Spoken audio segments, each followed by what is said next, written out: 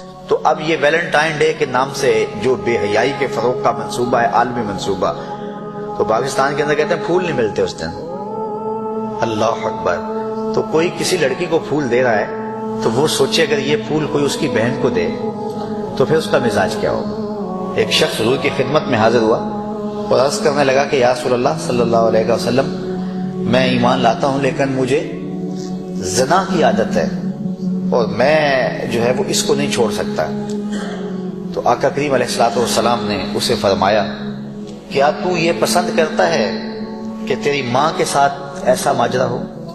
کہا اللہ کے رسول میں کیسے پسند کر سکتا ہوں؟ تو فرمایا پھر کوئی بھی پسند نہیں کرتا. پھر فرمایا کہ اگر تو اس بات کو پسند کرتا ہے کہ تیری ہمشیرہ کے ساتھ یہ معاملہ، اس نے کہا یہ تو میں کبھی پسند نہیں کرتا.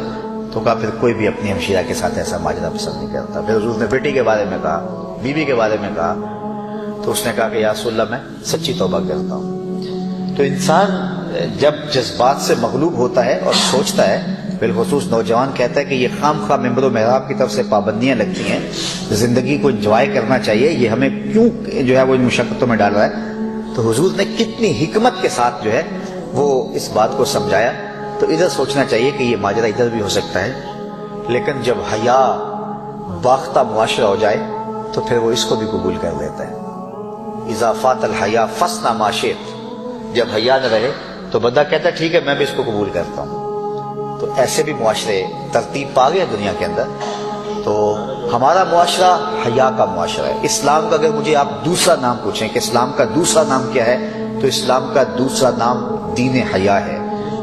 تو اسلام، ہر دین کی ایک شناخت ہوتی ہے، ہر دین کی ایک پہچان ہوتی ہے. اسلام کی پہچان حیا ہے، اور حیا ختم ہو جائے تو پھر کچھ بھی نہیں بچتا. حضور مدینے کے بازار سے گزر رہے تھے اور ایک شخص اپنے بھائی کو حیا کے بارے میں واز کر رہا تھا. تو حضور نے فرمایا داہو فإن الحیا من الایمان. حضور فرمایا چھوڑ دے اس کو، واز کرنے کی ضرورت نہیں، حیا تو ویسے ہی ایمان سے ہے. جب ایمان ہوگا تو حیا خود بخود ہوگا، اور جب حیا نہیں ہے، حیا چھن گیا تو سمجھو کہ ایمان کی کمزوری آ گئی. تو لازمہ ایمان ہے حیا. جب ایمان ہوگا تو اس کا نتیجہ حیا کی صورت میں ضرور برآمد ہوگا. تو اپنے ایمان کو پرکھنا ہو کہ میرے اندر ایمان کا لیول کیا ہے، تو آپ دیکھ لیں کہ میرے اندر حیا کیا ہے. تو حیا ہی دین ہے، اور اسلام کا دوسرا نام حیا ہے، اسلام کی شناخت حیا ہے. تو اس لیے اس طرح کی جو خرافات ہیں اس سے ہمیں بائیکاٹ بھی کرنا چاہیے، اور اس کے خلاف عملی جہاد اور کوشش بھی کرنی چاہیے، اور اپنے رویے سے اور اپنے انداز سے. بلکہ آپ کسی کو پھول ویسے بھی دینا چاہتے ہیں تو اس طرح ویسے گریز کریں. علماء نے کہا کہ یوم نیروز اور یوم مہرجان کے دن جو ہے وہ روزہ رکھنا منع ہے.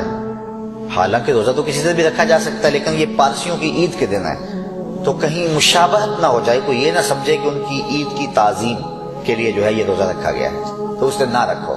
تو اس طرح ہولی بیساکھی یہ دنوں کے اندر وہ کوئی لوگ خاص طور پہ جو ہے وہ جلیبیاں وغیرہ لیتے ہیں، ہمارے ہاں پنجاب میں کلچر ہے، تو علماء اس کے ضمن میں کہتے ہیں کہ اس نے گریز کر لیں، اس لیے کہ کوئی یہ نہ سمجھے کہ یہ وہ بیساکھی کی جلیبیاں ہیں.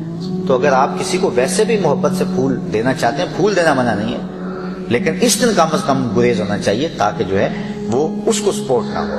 تو ہمیں اپنے عمل سے، اپنی کوشش سے، اپنی جد و جہد سے پوری قوت کے ساتھ جو ہے وہ ان خرافات کا مقابلہ کرنا چاہیے. اسلام حیا کا دین ہے.